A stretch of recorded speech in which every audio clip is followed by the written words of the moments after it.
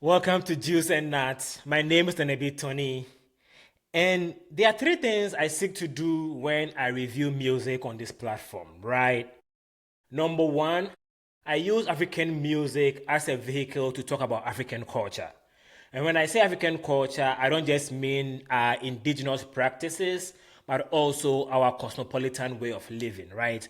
For example, in Ghana, rap music is a big part of the everyday life of the average Ghanaian, right? If you're a Ghanaian at the age of 40, I don't think you have any memory of a time when rap music wasn't the mainstream form of music in Ghana. And number two, I try to get into the artist's mind and try to tell a story that is specific to that artist because human beings have a very individualized experience in life. So whenever an artist creates, they come to their creation from a very individualized view of the world based on their experiences, their influences, and their attempt to connect with the larger world, right? And number three, I try to use my understanding of the artist to explain to the world what they are trying to say. Those are not the same thing. I try to get into the mind of the artist, but also try to give you my understanding of the artist, right?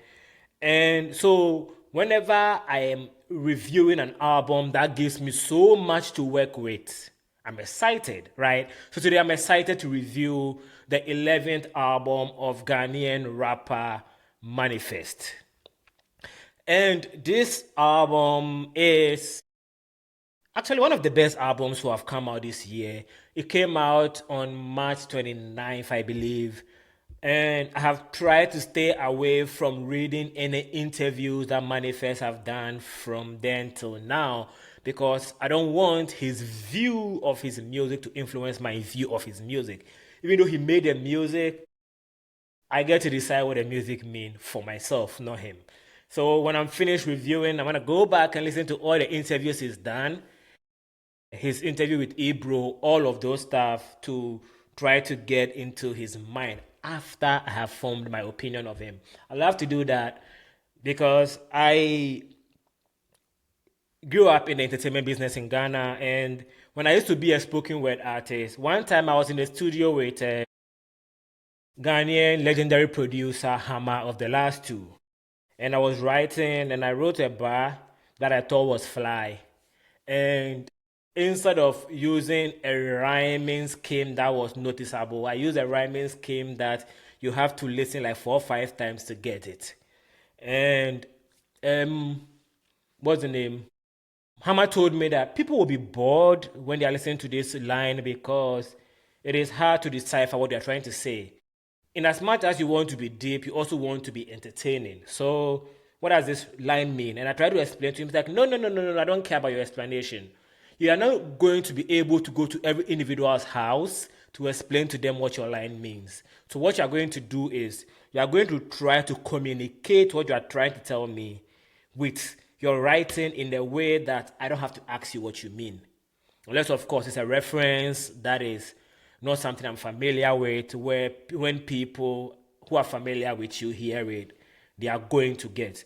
Because I remember that same conversation I have with Hammer, he also told me to always be myself. Because remember, he told me this specifically, and I'll never forget it. At the time he told me this, Kanye West wasn't really big in Ghana. The only Kanye West song Ghanaians knew was the one with Kerry Hilson. Kerry Hilson was for some reason was huge in Ghana.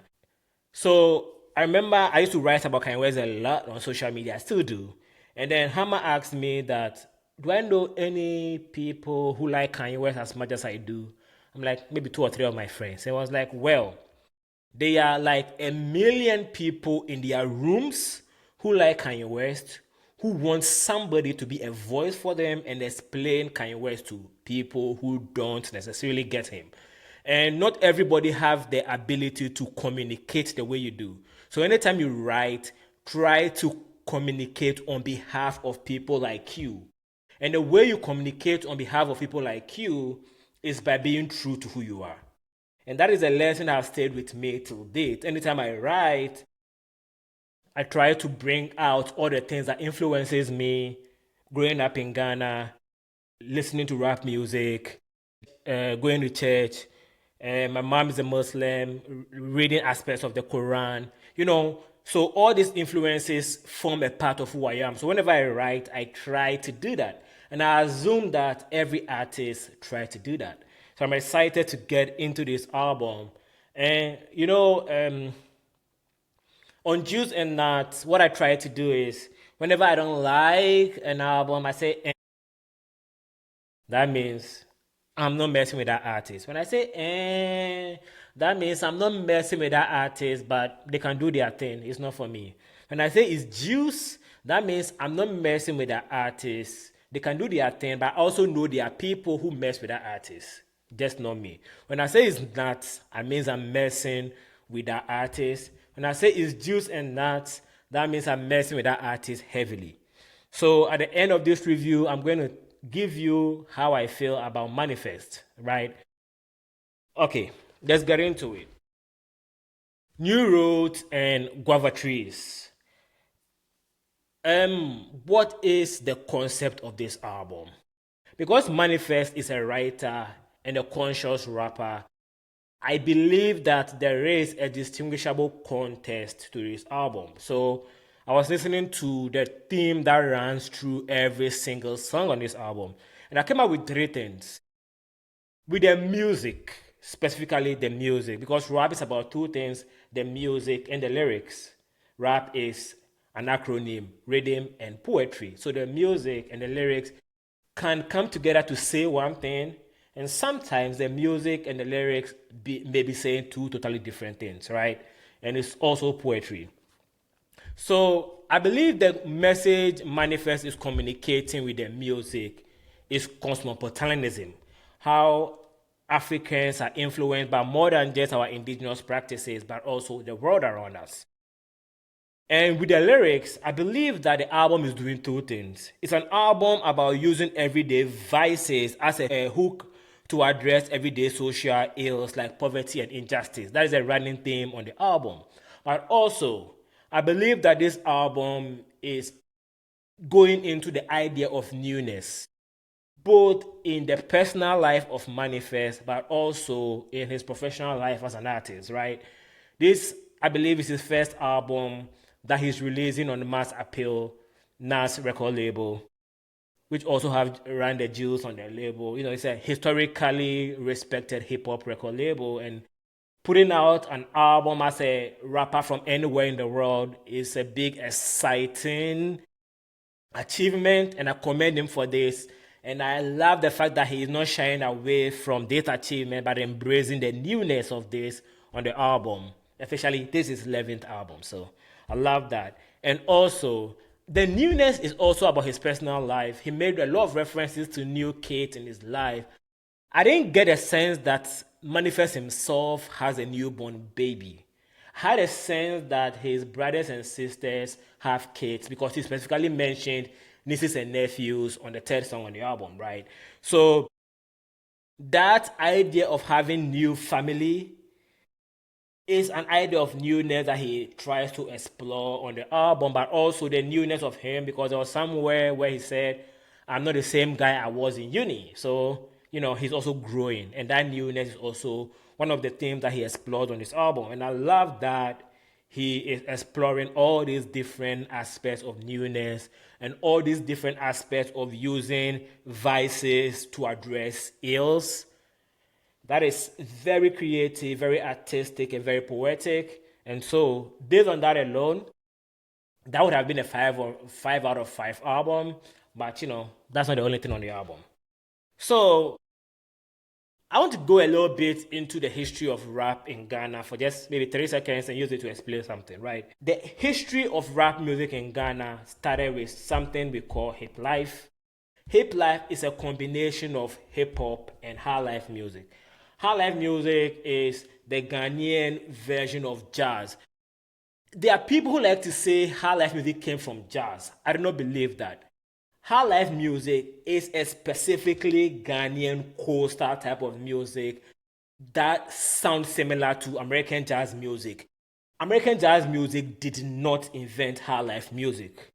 High life music was invented by the fact that Africans who were fishermen will be playing drums and other instruments when they are on the sea to entertain themselves. Africans who live in northern part of Ghana play drums, the drums and then the guitar form the basis of high life music, right? It's not necessarily jazz, but it's similar to jazz. So I always use jazz as a metaphor to explain high life music. It's just live instrumentation. And high life and high life was the most, recent form of Ghanaian music out of the 1990s until rap music came to Ghana. And maybe it was an exciting marketing idea or just creativity, right? But Ghanaian rapper Reggie Rockstone and Ghanaian producer Zap Mallet decided that they were going to rap over local Ghanaian instrumentation.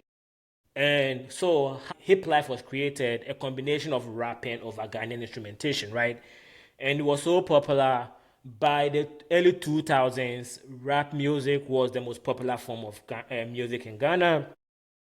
By 2008, 2007, maybe 2007 more like, American crank music and 808 became more prevalent in Ghana, mainly because it's easier to produce. You can just go into your room and use Fruity Loop or whatever to make an 808 beat or a crank beat. So the artists that were coming up were now making very American sounding rap music, and that have moved Ghana music, rap music from hip life to what for some point was called GH rap, and now everybody just calls it hip hop, right? Because it's not too different from American hip hop except the language. So even though hip hop has dominated Ghanaian sound, M.anifest is one of the few artists who for a long time was true to the tradition of hip life. When I say true to the tradition of hip life, M.anifest was rapping in English, but his beat selection was always very indigenous African. I don't necessarily think that M.anifest went to the studio all the time and used live instrumentations. He just uses instrumentations that were renaissance to live instrumentation. For example, on the maybe second song on the album, I read there is some horns on it, and the horn was just one blow that was repeated, that was looped, right? You can't really, if it's live instrumentation, you can't, it's very tiring. So people who play live instrumentation don't do that. So what they do is probably somebody will play and then the producer will capture it or they'll get it from their Fruity Loop or wherever and then loop it, right? So I don't necessarily think that M.anifest necessarily use live instrumentation in making all his music. Sometimes he does. But what he does is he selects instrumentation that are very renaissance of live music. And I think that on this album, he tried to explore the different sounds of Africa, and he did that perfectly, right? The first song on the album, Time Catch. Time Catch is, when translated literally, means that it's time, or I'm ready, or is ready. But I believe in this album, time catch is used the way Ghanaian mothers use prayer. So if you go to any meeting in Ghana, the first thing they do is pray. So they're about to gossip and cast you out. The first thing they do is they pray for God to give them the mercies to cast you out. So I believe that time catch is M.anifest way of starting the album in the most authentically African way possible. And he sang, which was refreshing. That's how I do life is singing. I'm not really somebody who is really into the heavily polished singing. I like when a singer is ragged or a bit, rough on the edges. So I liked M.anifest singing on the first song on the album, and then he made reference to the fact that he's a writing, and he's a writer. He alluded to that on the first song. And the first production on the album is very minimalist, right? And then you go into the second song on the album, I read, which is very I didn't mean to say manifest, very maximalist, right? That song is very reminiscent of the brass band playing on the street of Accra or Takoradi or any busy street in Ghana when it's festive time. Ghanaians like loud, heavy space, many instruments whenever it's celebration time, right? So I believe I read is an interesting song because the word I read means that you are serious or you are focused or you are logged in, right? That's what the meaning of when Ghanaians say my I read. What they are trying to say is that I'm logged in, right? A song about locking in and experiences the hustle and bustle of living in Accra or Ghana, while the instrumentation is festive, gives you an insight into how life in Accra is, right? So I love that song in particular, and I like the significance of using the two contrasts to pass on his message of cosmopolitanism, right? I love that song in particular. And the third song on the album is something that is typically manifest, very somewhere mid tempo, right? So the first three songs on the album have three different tempos, three different production styles, and I think that gives us an insight into what Manifest is trying to portray, that I'm more than just one thing, right? And the third song on the album is one of the songs that's my favorite because he started that song with the first feature on the album. And the guy who was featured on the albums, one of the lines he said was, name so unique, I can't spell it. That is a reference to how unique African names are. So that I think is Vic Dax the second. That's a rapper. He's an American Seattle rapper. But Manifest used him to pass on the message that there is an African album. So I love that. And the thing I like the most about the third song is the fact that it gives you an insight into what Manifest is really about, right?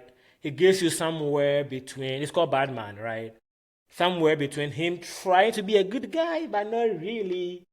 Because that song is supposed to be a love song, but it's like, I love you, but also I'm not a good guy. So he's playing on the edges of, trying to be a good guy, but not really. And I love the fact that he tried to portray that duality with that song, right? And which gives credence to the thing I'm talking about, using vices as a hook to address ills, right? And the fourth song, Wine and Blues, is a good indication of him trying to do that. Wine and Blues, the title is very self-explanatory. It's about, but also the fact that on that song in particular, there is allusions to him using wine to address his sorrows, but gives you what his definition of sorrow is, right? So he makes things like acknowledging his growing family, extended family, having more nieces and nephews, and how, that is some sort of pressure for him. But also, the other songs on the album where he referenced this over and over again, I don't know whether he's the breadwinner for his family, because from the outside looking in, Manifest is from an affluent family, so he's not necessarily supposed to be the breadwinner of his family. But bread is not the only thing you feed your family. Sometimes maybe because he's a rapper, he's maybe home most of the time. So his sister probably will drop off the kids. Sometimes you want to do some errands, but your sister have the kids over, so you want to, have to focus on taking care of the kids. I imagine that is the thing he's referencing when he keeps sort of really complaining about growing family, but embracing it. He wasn't borderline saying it's a bad thing, right? Even on the last song on the album, Secondhand, he made reference to the fact that he's not the first person to do this. There have been other people who've done this, right? And so this is just my explanation of the music and how it alludes to the cosmopolitanism that I'm referencing, but also the lyrics and how they relate. Let me get into the lyrics. Manifest is a great writer. Lyrics is not something that he has problem with. There are some lines on this album that I particularly love because they were double, triple entendres. Like, one line that stood out to me was he says, "Thank God I don't have to dance for dinner," right? Is about tap dancing for money, which Manifest doesn't do. He stayed authentic to being an artist, but also he has some privileges that come from who his family is, right? So thank God I don't have to dance for dinner. It's a reference that he's free to be expressive in the way he wants to because he doesn't have to worry too much about money, right? So I like the acknowledgement of his privilege and how he's using that to combat, prejudice in the world and other things. And there were several attempts to root in his politics and use his privilege as a yardstick to deal with the political climate around the world. There were references to the political climate in the US, the political climate in Nigeria, and the political climate in Ghana, right? He specifically mentioned these places because Manifest went to college in the US, so obviously he has some personal affiliation to the US. He does a lot of music with a lot of Nigerian artists. I don't necessarily know his personal relationship with Nigeria on the personal level, but I know he has a lot of like artistic and production and music relationship with a lot of Nigerians, and he spends a lot of time over there. So he addresses those three countries on this album and how they fit into his broader narrative. And speaking of politics, I don't know Manifest particular politics, but I want to believe he's a Marxist, right? Which is not necessarily a negative thing. I'm not a Marxist, but I understand it, right?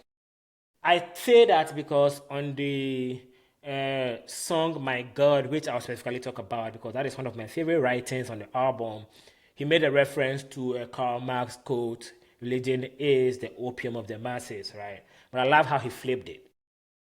And throughout this album, he does what I believe Marxists like to do, which is complain about the ills of society over and over again. I see nothing wrong with it, but I sometimes empathize with where they are coming from. For example, this thing has been on my mind. It has nothing to do with this album, but it's been on my mind for a very long time.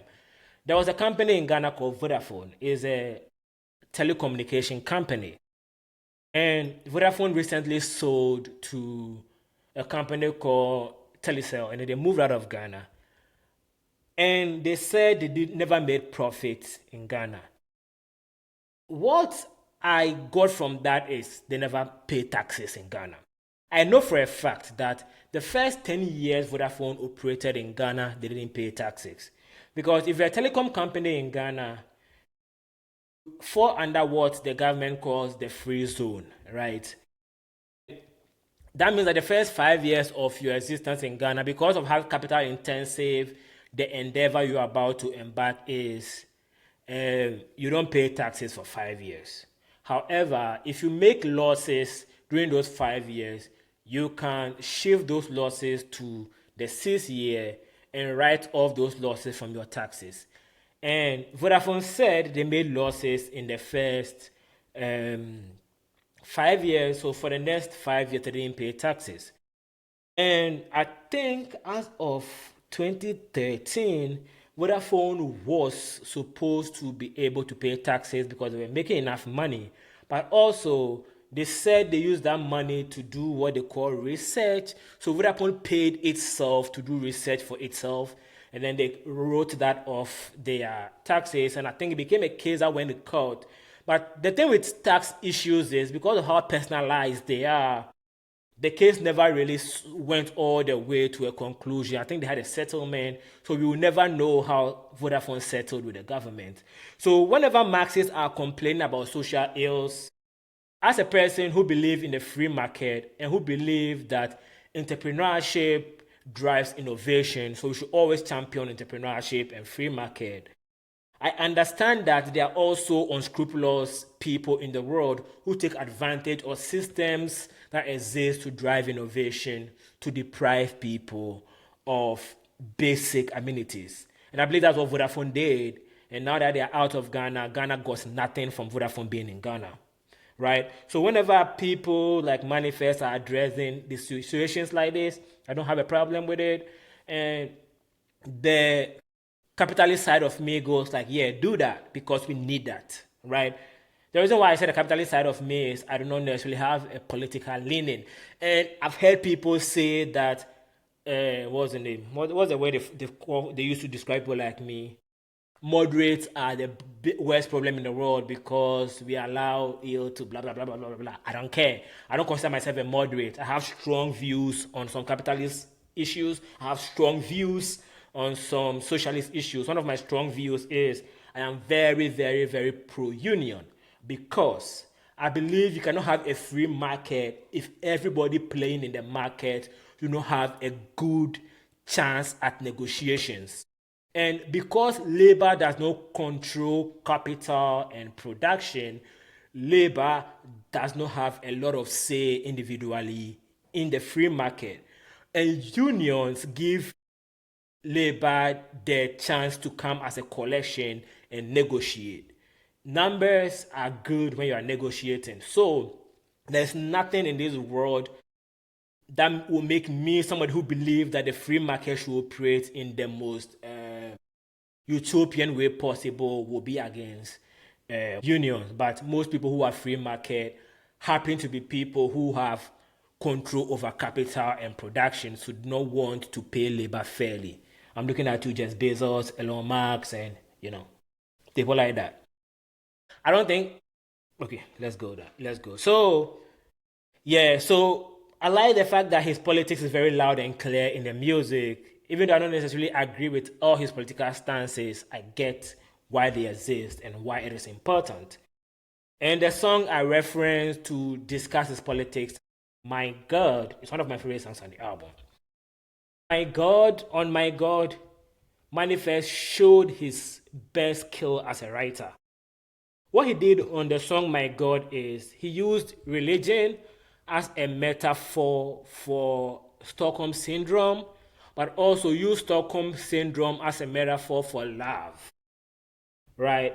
So when he said, you are no longer my God, he's referring to his love interest and how he used to be at the mercy of her.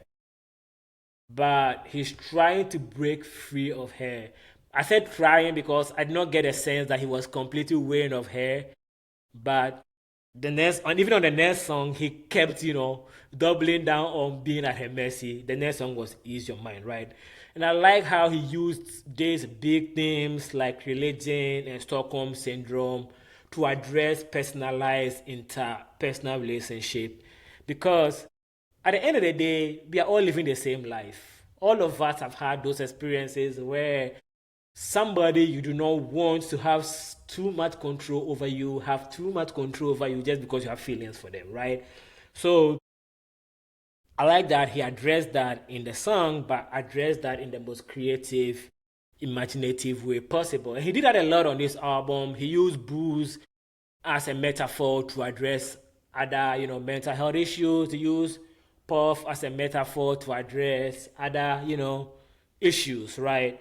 And even there was a line on the album where he said, "Do sitting with the parties, maybe trip go whenever." That line was from Ghanaian Vibes.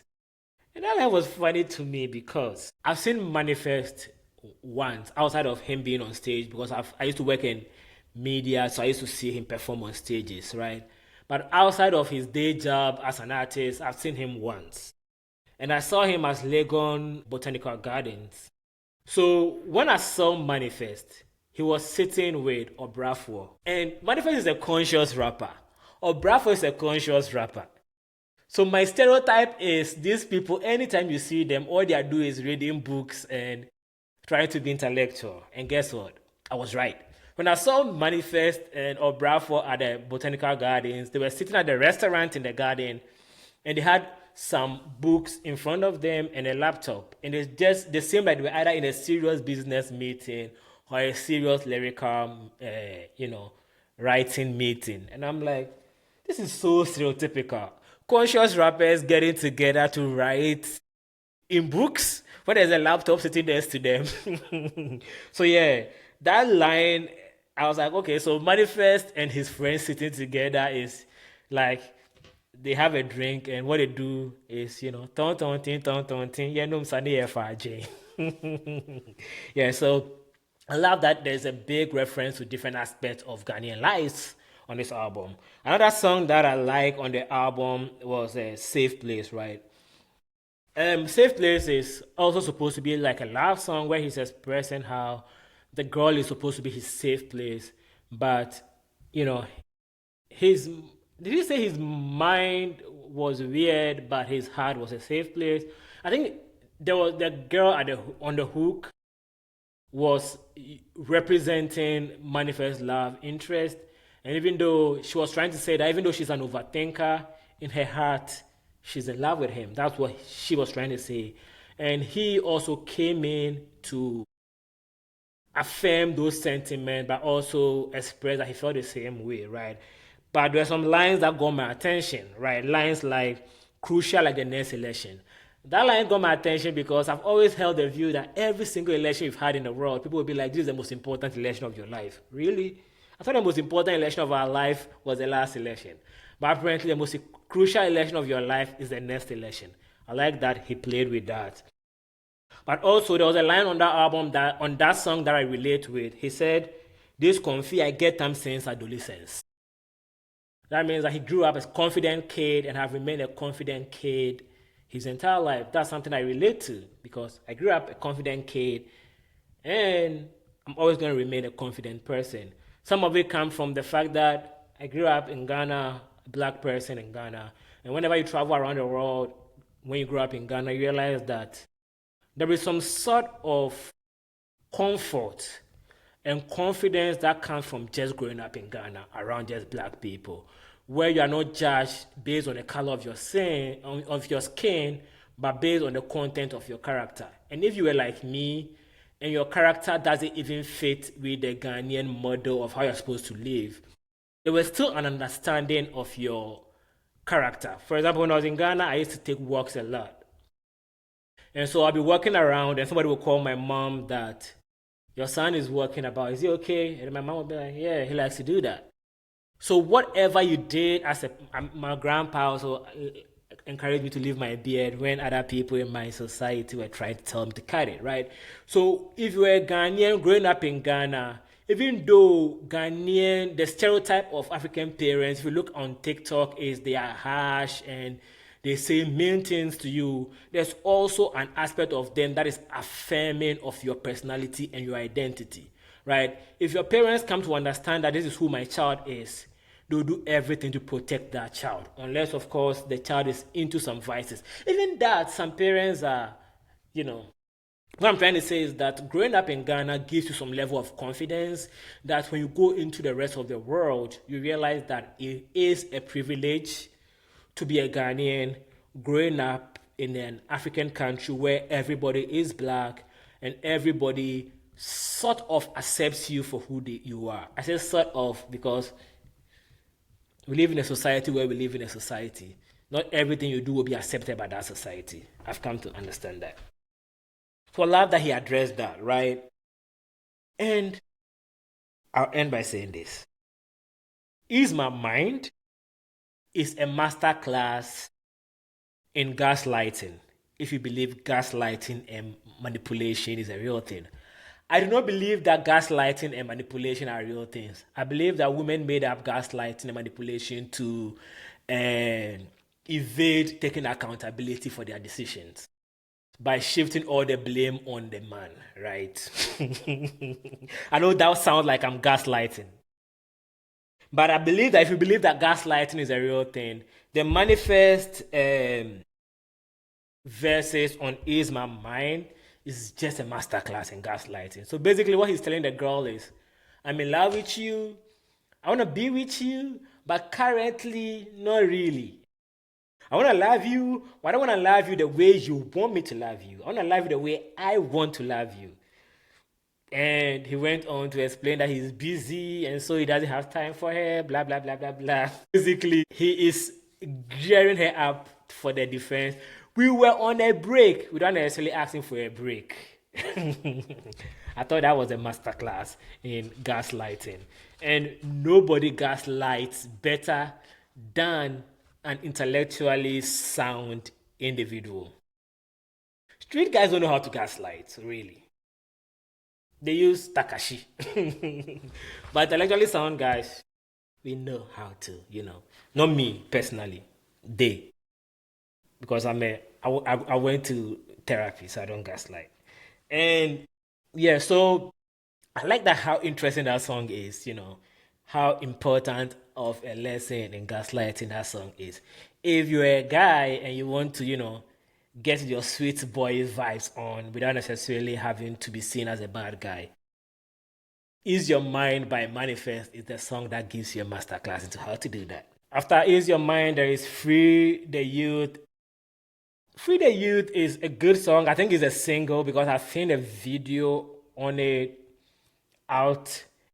I have very little to say about it. It's one of those songs where M.anifest tried to get into the conversation around allow people to be who they want to be, very, again, Marxist way of thinking, which I agree with. So, because of what I said about Ease My Mind, I said that was going to be the last thing I said. But I think Ease My Mind is a prelude to, what's the name? Hang My Boots, right? If Ease My Mind is M.anifest being outside, being a hoe, Hang My Boot is him giving up his player ways and coming home, right? And so that song gives you an idea that M.anifest knew exactly what he was doing and exactly what he was saying on Ease My Mind, right? Because Hang My Boots, he gives the girl exactly what she's asking for. So yeah, like I said, intellectual guys know how to play with words. So, and that song features King Promise. The production is very pop. So I believe that song is going to be a hit. Because M.anifest and King Promise already have a hit, right? So I think this is also going to be a hit if it already isn't. And he ended the album with Secondhand, which ties in the whole theme of newness, right? Secondhand is a play on something that is very, very Ghanaian, and he used different metaphors we use in Ghana to explain the concept of secondhand. So here's the concept of secondhand. In Ghana is a very fashionable country. I've been to 5 African countries. I've been to a country in the Middle East. I've been to the US. There is no country in the world where fashion is a big part of the culture like it is in Ghana. Ghanaian fashion started with the flea market. Back in the 1980s and 1990s, where Ghana was a real third world country where we couldn't afford anything, the flea market were created, and Ghanaian parents would wake up in the morning, go to wherever the flea market is, and pick out the best clothes for their kid. Because even though you don't have money and you are wearing what we call hand-me-downs or second-hand clothing that were imported from Europe and America, you still have to wear the best-looking ones. And so the idea of Ghanaian fashion sense came from picking the best clothes out of the worst clothes that people have thrown to the slum in other countries, right? It's sort of like how African Americans created soul food out of the what they call the shitlings that were given to them when they were slaves. People's ability to make the best out of the worst situation is one of our most enduring characters as Africans and as Black people. And so when we come into the point where we can really afford what we want, we already have the skill set, so we know how to get it, right? So if you go to any event in Ghana right now, the fashion is almost always mind-blowing because when we had nothing, we're able to make the most out of it. So the idea of secondhand, we used to call it bend-down boutique because there will be a sack on the floor and the clothing will be poured on them on the floor, and then you go through them and pick the best one, right? And so having the best dressed people in the world from things that people have discarded shows the Ghanaian ingenuity.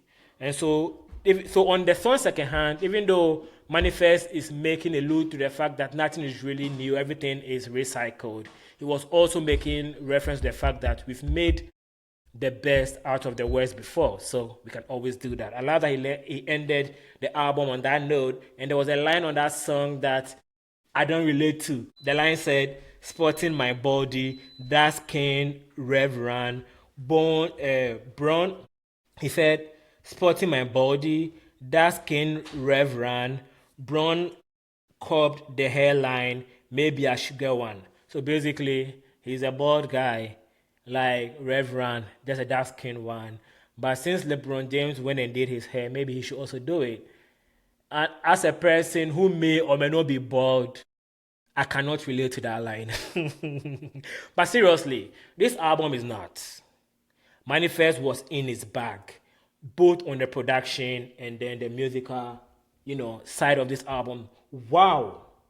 I just realized that I've spoken for about 41 minutes, which means that even if I cut down the lines that I didn't actually need from this production, I'm still going to have about at least 35. That's long. Manifest album is very dense because I didn't get into everything that I wanted to get into, but I also feel like listening to just one person talk for more than 30 minutes, get tiring. So I try to keep my reviews below 30 minutes, but apparently I realized that I went over it just because I had so much to say about this album. Wow, wow, wow. Manifest.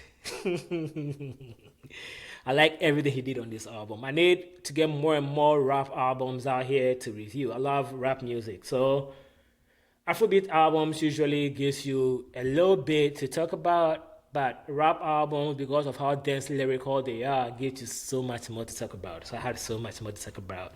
And if you were able to stick to the end, I appreciate you. Like and subscribe and share this with your family or friends, because I believe that I have good content. I just need more people to have access to it. And, I'll talk to you another time. I don't know. The next album I'm going to review is probably Ruger's album, which also came out the same day Manifest album came out. See you another time. Boom, boom, boom.